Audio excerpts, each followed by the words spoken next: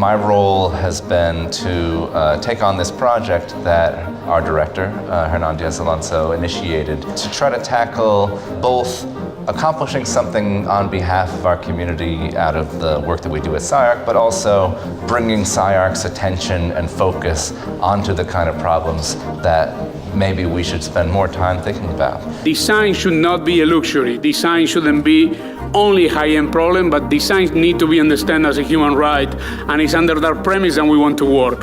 Homelessness is a moral crisis which will define our civic legacy in the eyes of future generations. We collectively, as Angelenos, as residents, as voters of this county, have dug ourselves into this hole by not funding the solutions, by not building enough housing for decades. And so it will take all of us to solve this challenge. I'm extremely excited about this partnership with SCI-Arc because it's such a reputable school that's known to think outside the box. And I think an issue like homelessness needs that kind of thinking and creativity. What we see here today is just a fabulous display of energy, of insights, of innovation that I believe can make a difference. I think it's important for all of us to recognize that we're not the experts, but that's precisely the valuable thing we can contribute, I think, is just a fresh look at the problem. Many of the most productive participants in the fight against homelessness are the people who manage to sort of connect the unexpected dots or find the unexpected gears in the machine that might give them greater freedom to address the problem than they would have thought was available. The way we set it up was to make sure it was student-run, that it's not top-down. Let them take that intensively, self-organize, get in groups, and to come up with solutions. My first advice, treat them like clients. 52,000 clients out there ready for you to go and design their houses. And that's wonderful. Homelessness is a broad term that encompasses many different people, many different demographics, many different issues. Are you designing for children? Are you designing for families? Are you designing for someone who's had substance issues and their dog? You know, it goes on and on and on. We're playing with a humane mobile unit that could be adapted to all kinds of situations, all kinds of background, all kinds of people, and accessible to everyone. The main issue that we're focusing on, that encompasses homelessness is how do we address the different backgrounds that we will be working with in order to solve all these issues. It makes me think about what I can do here and how I can help also people back home. We were very interested in the issue of distributing healthcare in unique and new ways, focusing on digital technology. It's an examination into different possibilities of digital therapy and how it could possibly help people on a larger scale.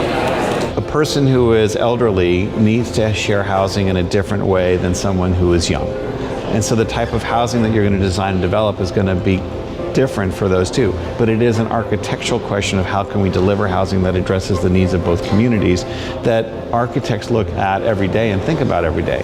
They're building housing for a population that is extraordinarily diverse, and the layers of complexity in that design process I think are greater than any other kind of architectural challenge that I've ever seen as a critic or now somebody working on the policy side. Someone on the street has to think that's a better place to go than where they're living presently.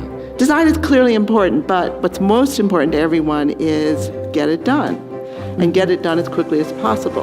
The longer we take to get people off the street, the harder it is for them. So really quick solutions to getting folks off the street takes a lot of creativity. If we can get land via tax incentives or reclaiming land that has not been taxed for decades or government-owned land, how can we build 110 square foot homes that have private bathrooms, a stove, closet, and sleeping space within the budget that is allocated, which is higher given that the land is already owned or perhaps maybe owed or gifted to the city. I firmly believe that the solution to homelessness is pretty simple. It's homes. And so in order to build those homes, that's really the question, and how to provide the supportive services once those homes are built. As things have gotten more dispersed and solutions try to come up, a lot of the fear or NIMBYism around adding services comes from that image of Skid Row as a place of containment, and no one else wants that to be their neighborhood? There's a large population of homelessness that deals with a lot of undiagnosed or untreated mental illnesses. Our idea that we are proposing is to get a bus or a fleet of buses that can supply basic needs and some necessities out on the streets, as well as helping identify these mental health problems and gather more information so we can figure out how to work with that. The forces are coming from the city. There are neighbors. There are other parameters, the building and safety, there's zoning. But if you really look at those and you find them as actually assets, the work's better. I think as architects, it's kind of on us to think outside the box and try and work with regulations and try and find a solution that maybe hasn't been thought of yet. We took on the issue of a problem with zoning in Los Angeles. There are a lot of different ways to densify LA without necessarily even having to make policy-related changes that would still make a big difference. There are 600,000 people in LA County who spend 90% of their income on housing. That's the iceberg under the water.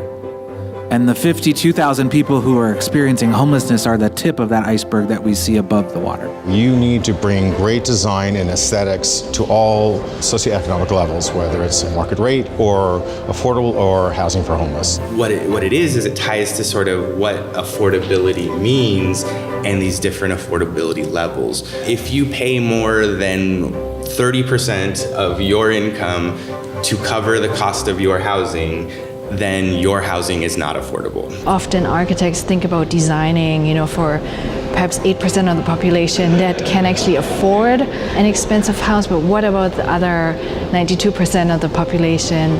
Architects can't solve all issues, but the fact is that they're willing to take leaps in recommending certain things. And what you see here today is quite an array of projects and ideas. The idea that there's like a seemingly small potential solutions to big problems can actually kind of trigger a really interesting larger conversation about how to go about a particular problem and how to resolve it. In our case, we engage our students. I think it's just an incredible opportunity to have such a big group of people dedicate their attention to this problem. Our doors are open, our ears are open, and we want great ideas, and so just keep after it. It takes all of us.